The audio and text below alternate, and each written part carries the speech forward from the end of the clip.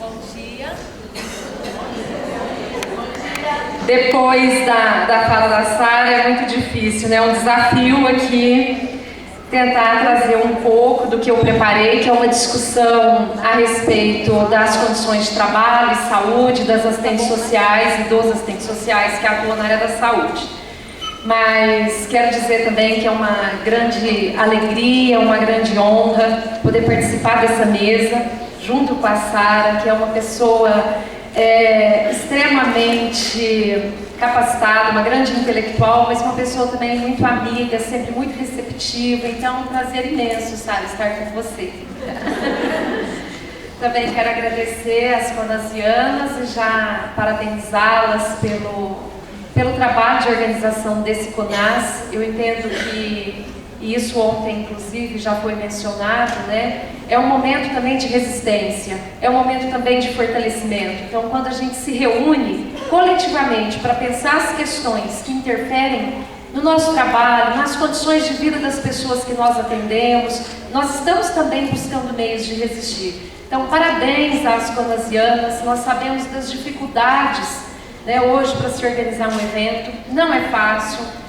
Eu tenho acompanhado esse CONAS, inclusive, não tão de perto, mas os outros eu acompanhei mais de perto e pude ver o esforço de cada uma, né, a partir do seu local de trabalho, buscar recursos, buscar meios para que esse evento pudesse acontecer. Então, parabéns a todas as conasianas, parabéns também a todos que se esforçaram e a todos para estar aqui hoje. Como nós vamos ver, o serviço social tem um baixo status salarial, então a gente sabe também do esforço que é para cada um se locomover, muita gente de longe, de vários estados, né, colocaram isso como uma prioridade. Então, parabéns, e acho que juntas nós podemos aqui nesse evento, né, traçar alguns objetivos e caminhos para pensar o serviço social e somar as lutas a favor aí dos direitos sociais. A respeito do tema, né, a crise do capital e os impactos para a Seguridade Social e serviço social, a Sara já fez uma abordagem que eu vou então passar mais adiante. Eu vou trazer aqui algumas questões relacionadas à crise, né, embora durante a apresentação dos dados eu quero recuperar, porque às vezes nós observamos que algumas pessoas acreditam que esse debate é um debate que talvez não chega até as profissionais, não chega até o cotidiano, porque a gente precisa saber como trabalhar, né? Então eu já quero de antemão dizer que esse debate é o debate que fala, né, conosco diretamente, com as nossas condições de trabalho e com as condições de vida da população que nós atendemos, né? A Sara acabou de apresentar, por exemplo, a destruição aí do direito previdenciário e como que isso vai rebater na vida de quem nós atendemos, que são os idosos, as pessoas com deficiência, as pessoas que ocupam o pior lugar na divisão social do trabalho, né, aqueles que fazem serviços de baixa remuneração, de baixo status, que têm um envelhecimento precoce, um desgaste da sua saúde muito mais precoce. E aí nós nos vemos diante dessas pessoas e temos que dar determinados encaminhamentos, orientações, fazer um trabalho para garantir minimamente os direitos sociais. E se nós não estivermos antenados ao que está acontecendo, nós vamos ter uma atuação muito limitada, né? Então a gente tem que retomar sim essa discussão da totalidade social. E eu quero fazer esse chamamento já no início da minha fala, porque a saúde a gente não entende por ela mesma.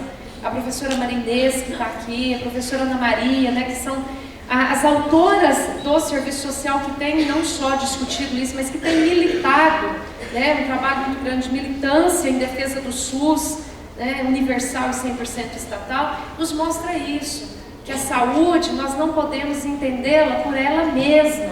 Nós temos que entender a saúde a partir de uma totalidade social. Né? Então, eu acho que esse debate da crise do capital, né, e como que isso tem as suas particularidades no contexto brasileiro, né? Então, a gente precisa entender isso.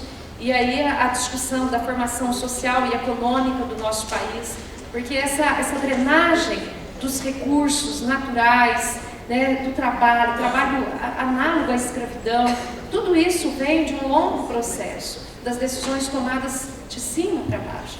E tem um rebatimento imenso nas condições ditas aí de cidadania, né, que desde a Constituição de 88 nós já tivemos longos enfrentamentos, seja já no momento de votação, né, que a saúde, ela, apesar de ser universal, foi votada e aprovado a complementariedade do privado. Então, se hoje nós temos 60 milhões de brasileiros que têm planos de saúde, né, é porque nós tivemos um sistema único de saúde aprovado concomitante com a complementariedade do privado. Né? Agora, eu não sei mais quem está complementando quem, haja visto o crescimento dos convênios médicos. Né?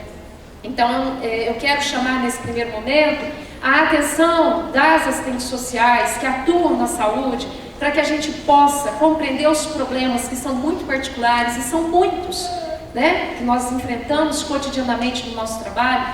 Ontem nós estávamos numa sala de apresentação de trabalhos e a gente ainda falava disso, da diversidade de áreas dentro da saúde.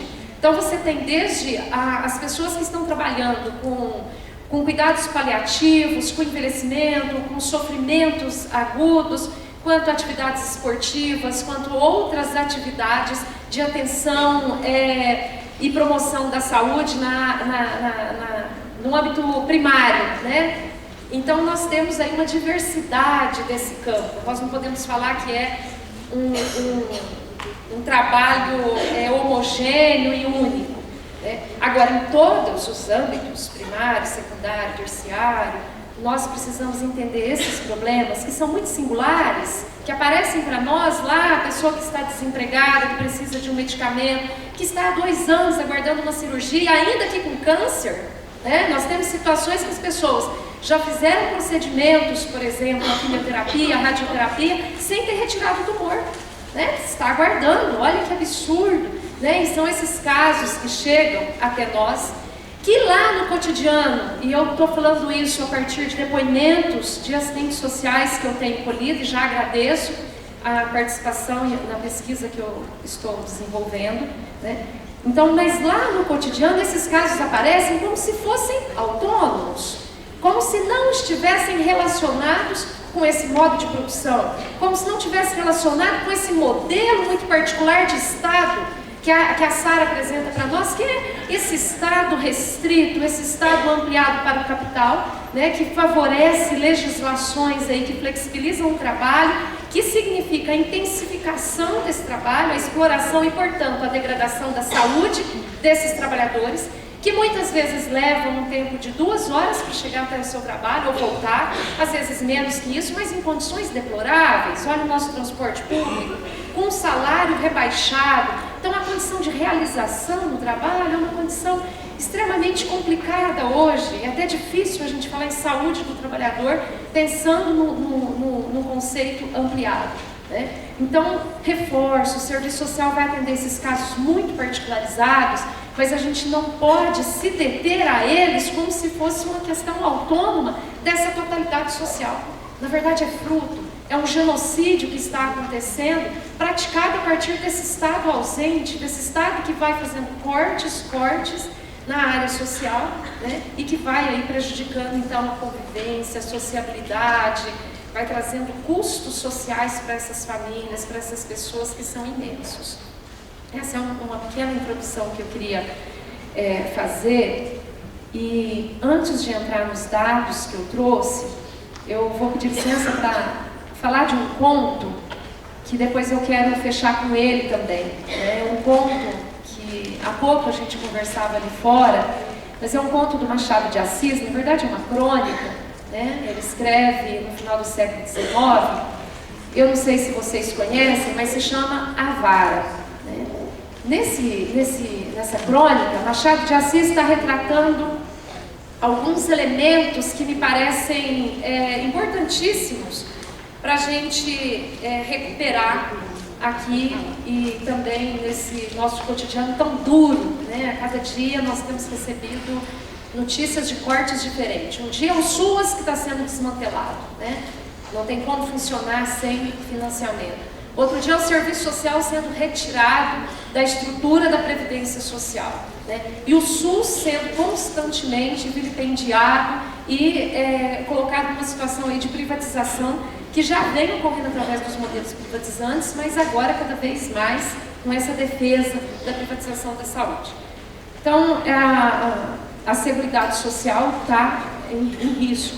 E esse conto, o Machado de Assis diz o seguinte, ele trata o caso de um senhorzinho, né? Senhorzinho já tem aí uma localização na estrutura de classes, né? Ele é filho de pessoas com propriedade, com renda, né? Que havia no fim do século XIX ido para um convento, né?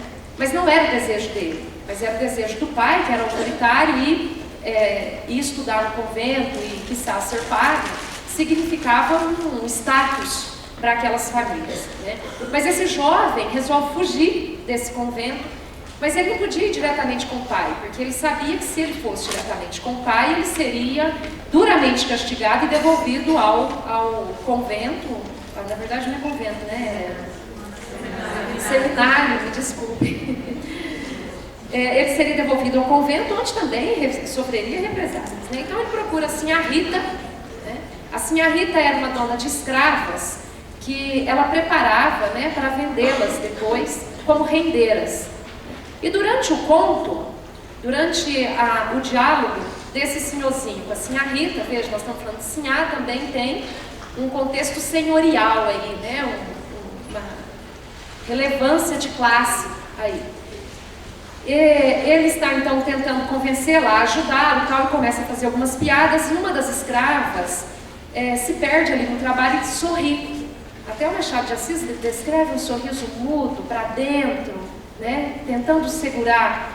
E a Sinhá Rita, que era muito fanfarrona com os iguais a ela, mas extremamente dura com aqueles que eram seus subordinados, já grita com a Lucrécia, que é a escrava, e diz: Lucrécia, olha a vara. Né? E ela já abaixa para receber o golpe. Né? E eu não vou avançar muito no conto, mas eu vou fechar. O senhorzinho olha para a escrava e vê uma menina de mais ou menos 11 anos, magrinha, né, que tossia para dentro, estava doente, que tinha uma marca na testa, era uma pessoa marcada, era um objeto, né? Mas ele vê coisas que não estavam naturalizadas à classe senhorial, né? Eram aspectos, fenômenos ali que ele enxergava, que era da humanidade, né? Ele viu uma menina de 11 anos, um ser humano como ele. E naquele momento, então, ele pensa em defendê-la, se mais tarde ela não terminasse o trabalho. Porque mesmo ela tendo abaixado para receber o golpe, a Sinhá diz: se à noite você não terminar, você vai ser surrada, né? Você será castigada. E ele então promete ajudá-la. Então, muito brevemente, dois aspectos essenciais, né, que são aspectos desse contexto que a gente traz para hoje. Né? Uma delas é o medo. Esse conto mostra como que a subordinação social, né, as pessoas têm medo de perder o emprego, as pessoas têm medo de fazer um enfrentamento, as pessoas estão com medo de ir para as ruas, porque vêm constantemente sendo castigadas pelas suas condições de vida, pelo desemprego. Nós estamos com 14 milhões de pessoas desempregadas. Vamos multiplicar isso por 3, porque um desempregado está envolvido numa família.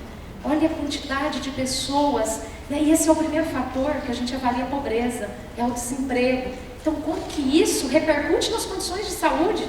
Né? Os pronto-socorros, quem atua em pronto-socorro sabe, está lotado, porque as pessoas buscam ali as respostas que não vão encontrar, mas acabam buscando na medicalização.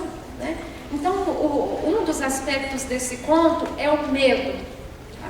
E o outro é a liberdade, porque o senhorzinho promete interiormente que à noite defenderia a Lucrécia, porque viu nela uma menina e viu que ela atrasaria o trabalho por conta das brincadeiras que ele estava fazendo com a Sinhá Rita. Mas à noite, quando ela vai ser castigada, porque de fato ela não entrega o trabalho, ele se vê diante de enfrentar uma pessoa que poderia negociar com o pai dele a liberdade dele não ter que voltar para o seminário, ou defender a menina. Então, gente, a liberdade de um é a liberdade de todos. Então, eu quero iniciar dizendo que se nós não formos para as ruas, se nós não formos defender os direitos sociais, que são questões mínimas, um trabalho minimamente garantido, né, a defesa de todas as minorias que vêm sendo vítimas de genocídio, né, nós não vamos ter liberdade nenhuma. Tá? Esse é o aspecto final que eu gostaria de falar desse conto. Então, com isso, entrar aqui na apresentação, dizer que eu preparei, eu não sei quanto tempo agora eu tenho, acho que eu fiz uma introdução em 15 minutos. Então, eu vou... Ah, tá bom. Então, deixa eu respirar. Nós temos hoje um debate ainda sem retomar as dados da saúde. Isso. Nós temos um debate da saúde ainda muito superficial, sobretudo no nosso cotidiano, né? No cotidiano profissional. Quando eu converso com as assistentes sociais, sobretudo buscando o entendimento que se tem do SUS, a gente percebe, observa, né, que ainda está muito na imediaticidade da ação. Então eu dividi a minha fala aqui a partir desses dados em 3 eixos, que eu vou tentar seguir nesses 30 minutos então. Tá? O primeiro deles é falar um pouquinho de como o serviço social está compreendendo o SUS. Né? Como que a saúde, a política de saúde pode ser evidenciada nesse contexto de trabalho. Tá? O segundo é trazer então esses aspectos de quem são esses assistentes sociais, fazer um amplo perfil, né? Esse é um objetivo da pesquisa que nós estamos fazendo, inclusive nós temos agora 2 professoras trabalhando conosco, uma é a professora Vera Gomes, da região norte, que está aplicando a pesquisa lá, então é uma pesquisa nacional, e a outra é a professora Jussara Mendes, que está com membros do seu grupo aqui, a Tuane, a Elaine, né? Não sei cadê elas, está aqui, que está aplicando a pesquisa no Rio Grande do Sul. Então é uma pesquisa que está buscando evidenciar as condições de trabalho e saúde das assistentes sociais da Seguridade. Nós vamos aqui nos ater aos dados da saúde. Tá? Então nós temos 3 grandes áreas que envolvem a Seguridade Social. Né? Mas nós vamos falar um pouquinho dos dados que remetem às condições de trabalho e saúde dos assistentes sociais. No primeiro eixo, para discutir um pouco, então, o entendimento do serviço social do SUS, eu quero abrir aqui com uma fala da professora Yamamoto, né, que ela fala também que entender esse trabalho profissional não é pela prática em si mesma. Nós precisamos entender a luta de classes, nós precisamos entender o contexto institucional, nós precisamos entender o papel do Estado e como que isso vai repercutir, como que isso vai ter um rebatimento direto nas condições de trabalho. E essa fala é muito importante da professora Yamamoto, eu não vou lê-la aqui na íntegra, mas eu quero depois fazer um nexo com a autonomia.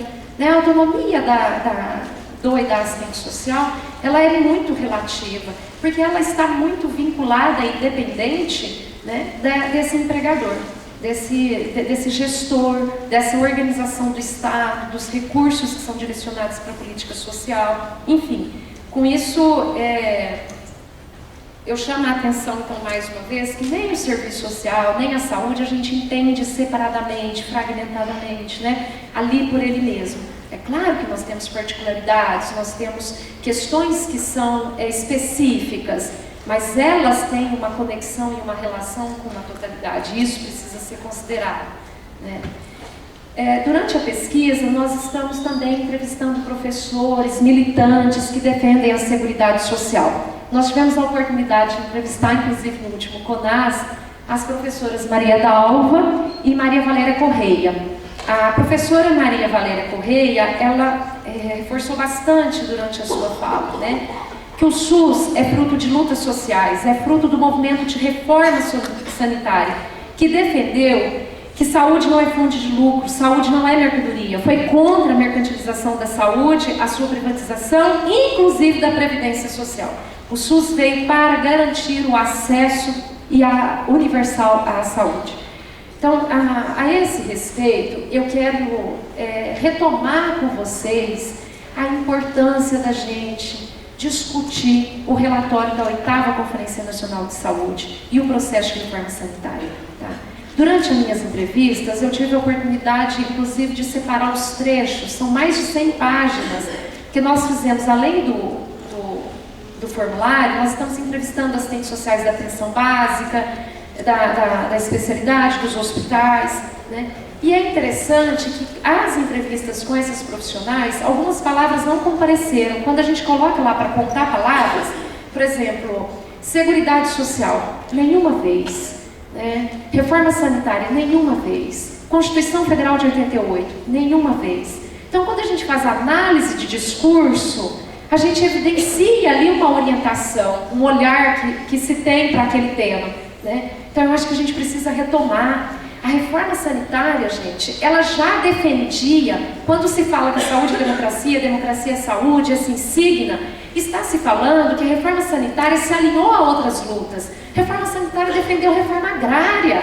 Por quê? Porque se entendia que as pessoas tinham que ter condições de se alimentar, de produzir o seu alimento, de ter moradia, acesso à terra, né? Além de outras lutas. Então, por isso que eu falo, a reforma sanitária ela trouxe uma riqueza que se consubstanciou no SUS, mas que nós estamos esquecendo esse debate.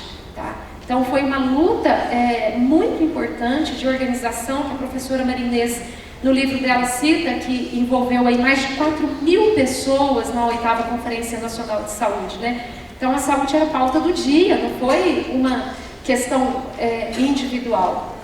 Então é importante que a gente adense os movimentos que estão aí hoje, fóruns populares de saúde, que a Marinês depois vai trazer para nós, a Frente Nacional contra a Privatização da Saúde.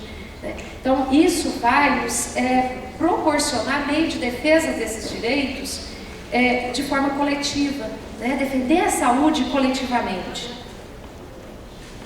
A professora Maria Dalva traz um aspecto muito interessante do SUS e da Seguridade Social, que a professora Sara já tratou, que se diz respeito ao fundo público. Né?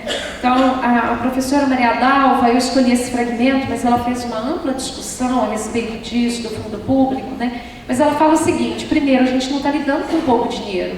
Né? Nós estamos falando de 4% do PIB hoje, que era para ser 10% do PIB, mas é 4%. Né? Então, nem isso, né, não é suficiente para o SUS, mas nem isso eles permitem. Né? Então, todo o problema do cotidiano de saúde, que é falta de investimento, de ter uma política transparente desses gastos, de uma gestão democrática, é tratada simplesmente como se fosse uma questão de gestão do interior dos serviços. Né? Mas ela está, então, dizendo para nós que o problema medular, desde a implantação do SUS, para assegurar a política universal, né, para não ter uma universalização excludente, algumas pessoas, inclusive ontem, ainda discutiam, né, mas a gente tem na judicialização pessoas de alto poder aquisitivo, conseguindo tratamentos caros, tal.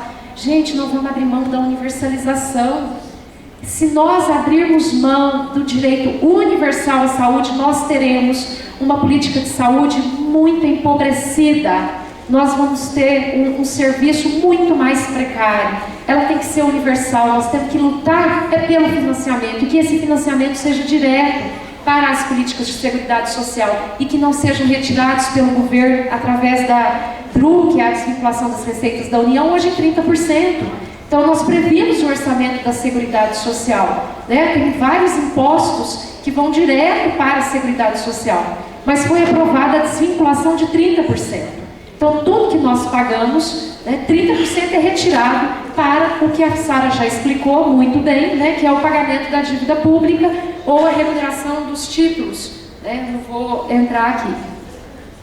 Aqui eu quero destacar 3 questões que a Maria Valéria coloca para nós. Ela fala reforma sanitária, né, no seu relatório final, ela teve 3 questões fundamentais. Uma delas é a estatização progressiva. Imaginou-se que a aprovação do SUS levaria a uma estatização da saúde em si em contexto nacional. Né? Naquele momento não se visualizava a possibilidade do Estado assumir a universalidade, até porque não tinham serviços, né? E também a pressão aí da indústria farmacêutica. Tá? Então, votou-se e aprovou a estatização progressiva. A outra questão é o fundo público. Tá? Então, nós temos um fundo público, o orçamento da Seguridade Social, Tá? E a outra questão era, aqueles serviços que forem contratados para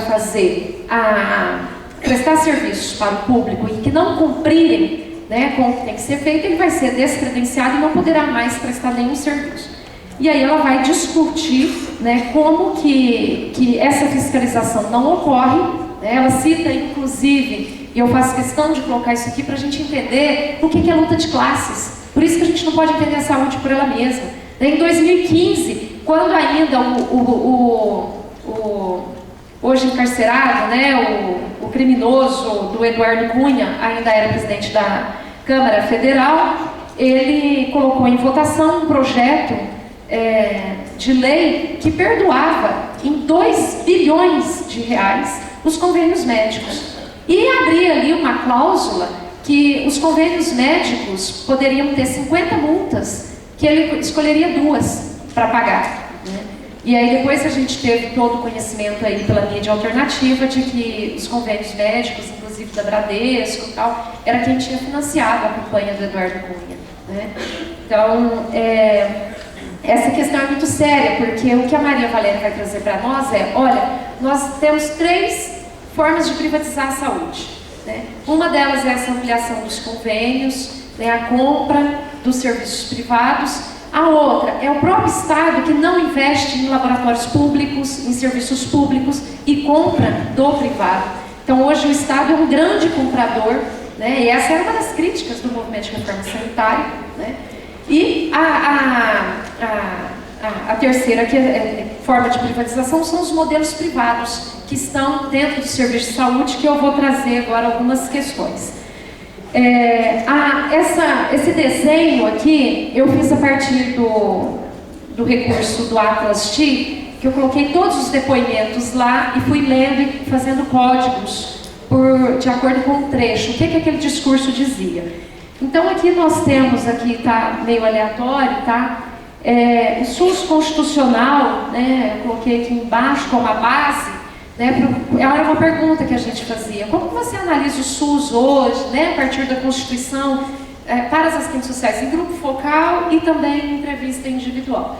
Né, então nós tivemos a 8ª Conferência Nacional de Saúde uma única vez, Constituição Federal 3 vezes, né, enfim, aqui nós temos como que aparece o SUS. Eu posso destacar 3 questões que aparecem com mais frequência, né? A primeira delas é a participação. Isso é muito forte para os assistentes sociais, a participação, a questão dos conselhos, né? Então aqui está separado participação e conselhos, porque muitas vezes no depoimento a pessoa fala da participação do usuário no seu próprio tratamento também, tá? Entender e participar e ser sujeito de direitos. Então nós mantivemos aqui essa separação. Mas se nós formos juntar, né, como aqui uma democracia na saúde e tal, nós temos a principal, então, entendimento do SUS a partir desses elementos de participação, de conselhos, tá? O segundo elemento, então, que mais compareceu, que eu quero destacar, é a defesa do direito à saúde, né? E isso aparece vinculado com o trabalho profissional.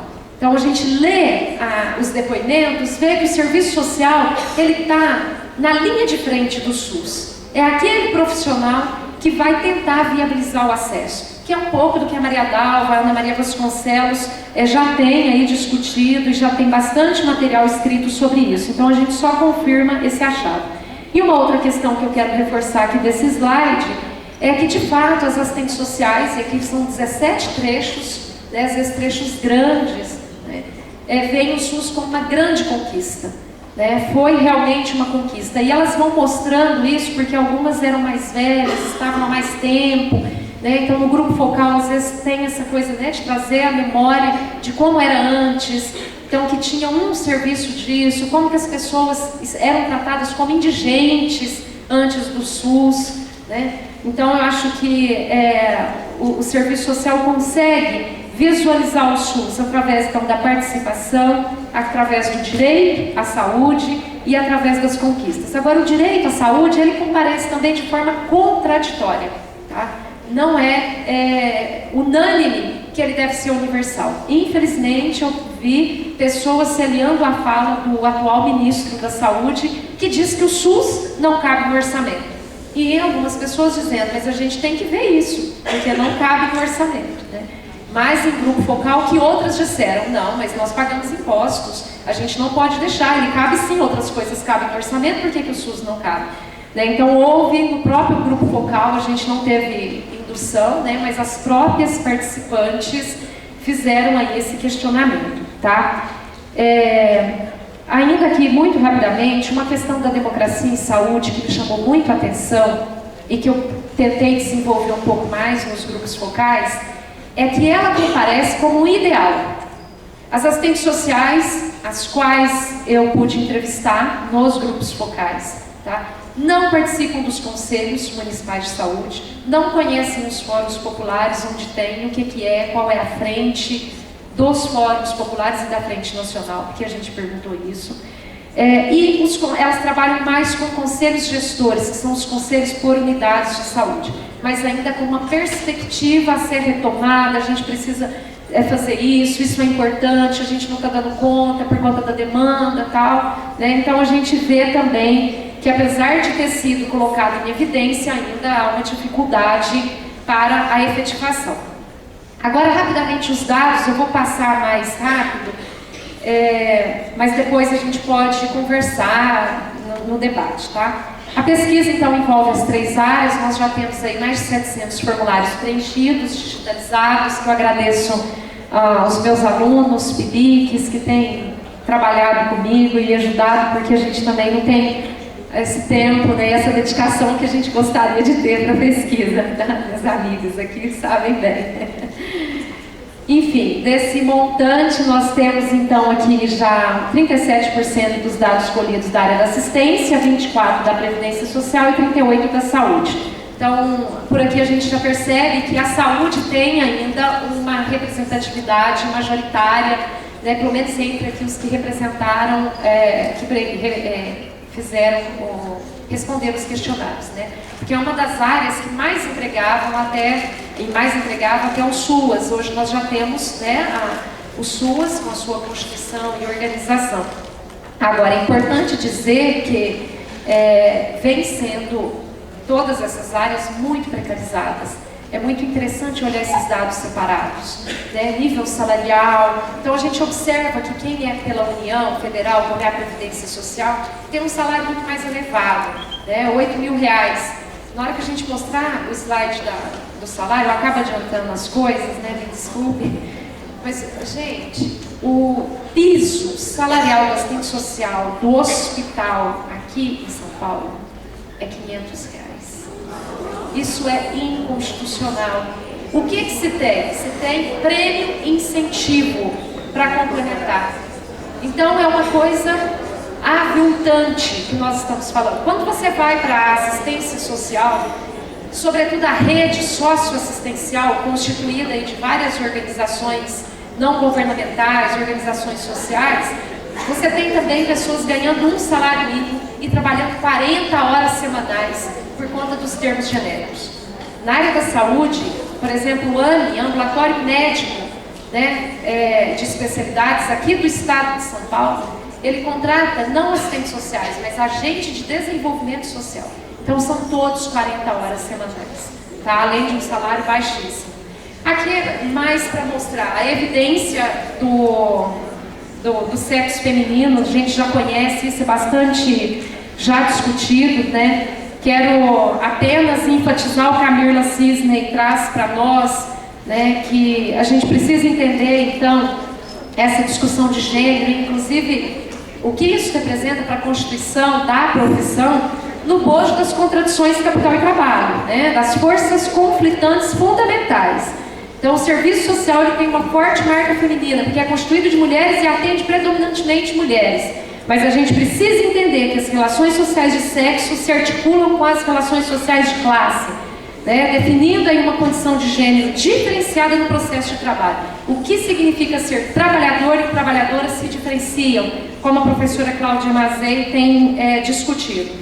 Então a gente precisa fazer a discussão sim da divisão sexual do trabalho e que isso representa, inclusive nos locais onde nós trabalhamos, né? as profissões que lidam com cuidado, eminentemente mulheres, os médicos que já têm autonomia, eminentemente masculino. Ontem, inclusive, na nossa sala, alguém até falou assim, olha, não sei se tem alguma coisa a ver, mas... Nossa, tá. O diretor do CAISM, que é o centro, né, de atendimento à saúde da mulher, é homem, né? Que interessante isso, né? Então, são questões que a gente às vezes observa nos nossos cotidianos. Quem que assume o protagonismo? E nós sabemos que isso não tem nada a ver com o biotipo, né? É uma condição aí também que vem impactando as relações sociais de trabalho. Então, as assistentes sociais da área da saúde é predominância branca, tá? De 30 a 40 anos. São assistentes sociais religiosas, 75%. As religiões que mais predominaram entre esses 75%, que deram 220 questionários, né? A católica, evangélica, espírita, aqui mais ou menos a gradação aqui das religiões.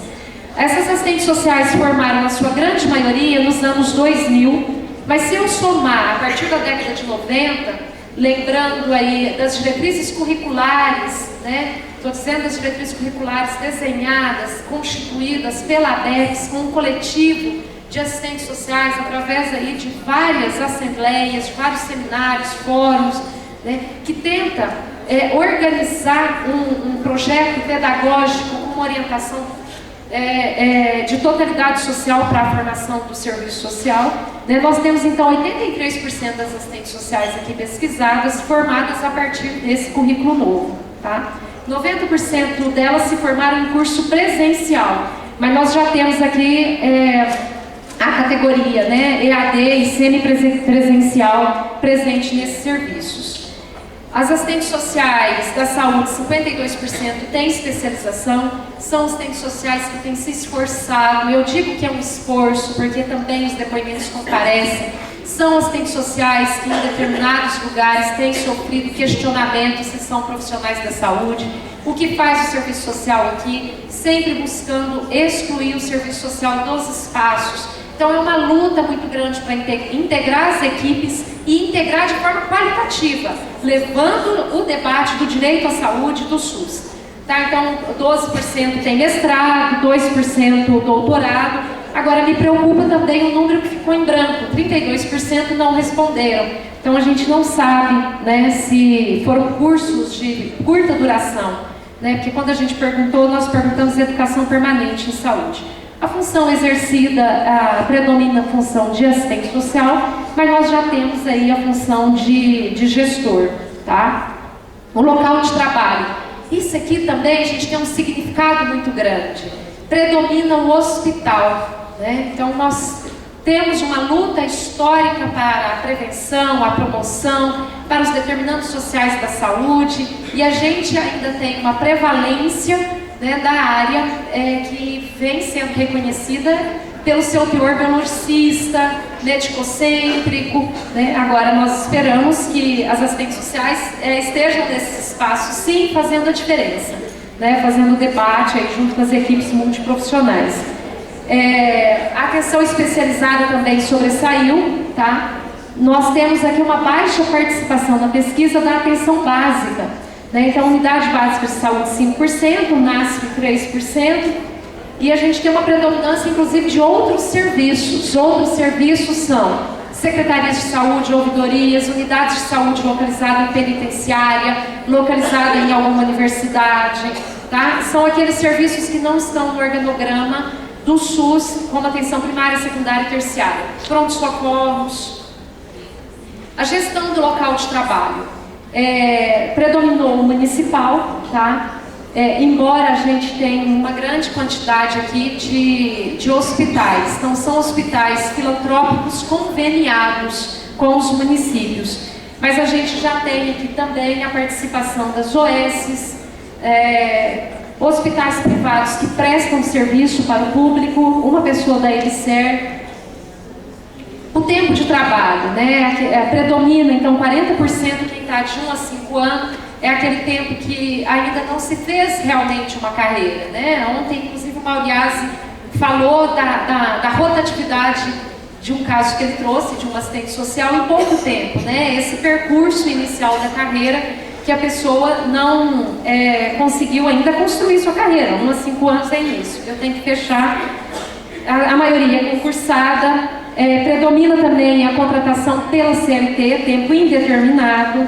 65% tem um vínculo de trabalho, mas nós já temos 23% que tem 2 vínculos. Isso daqui, gente, mostra que as condições salariais desse trabalho são muito rebaixadas, né? Então, eu tenho a questão aqui da privatização, que eu queria comentar, sobretudo na jornada de trabalho.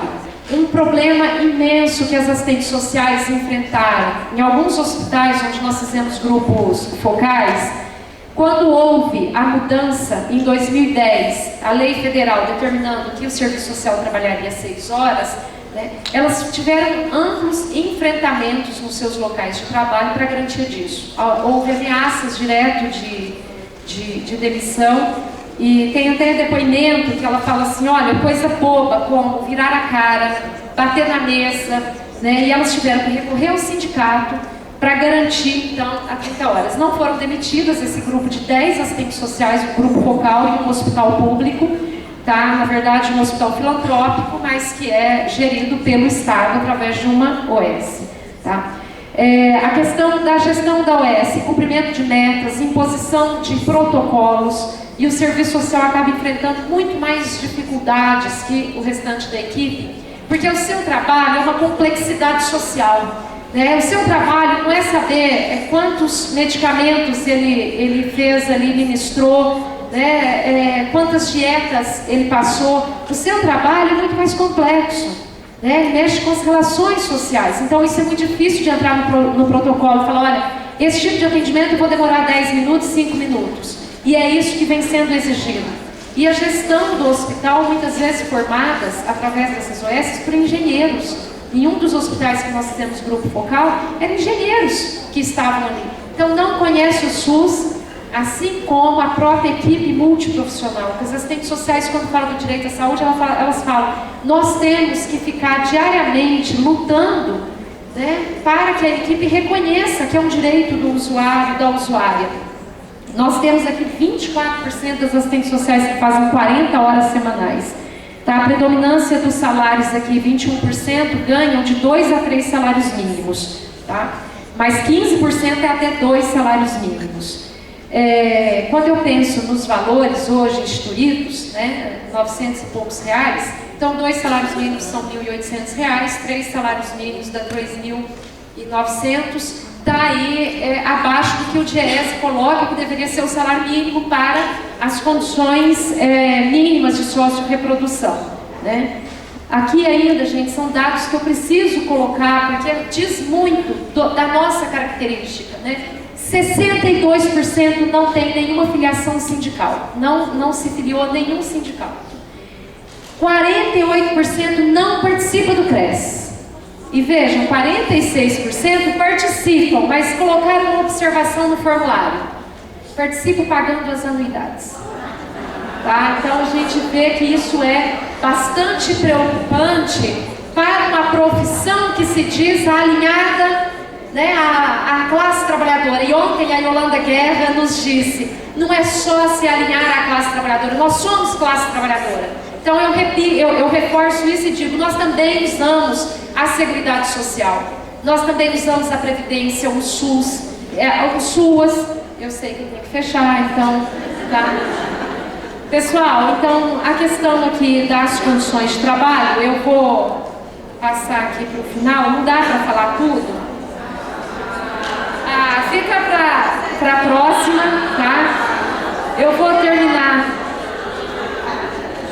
Eu vou respeitar o tempo, porque eu acho que a gente pode aprofundar no debate, tá?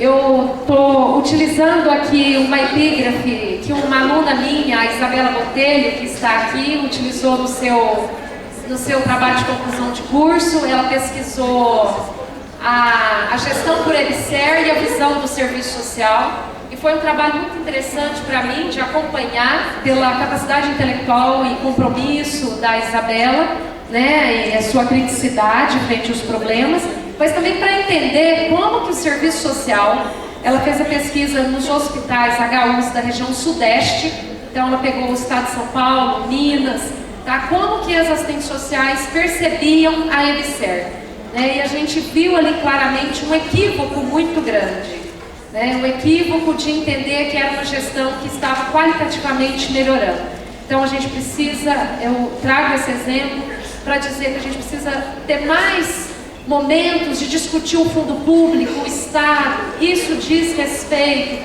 ao trabalho que nós fazemos, às pessoas que nós atendemos.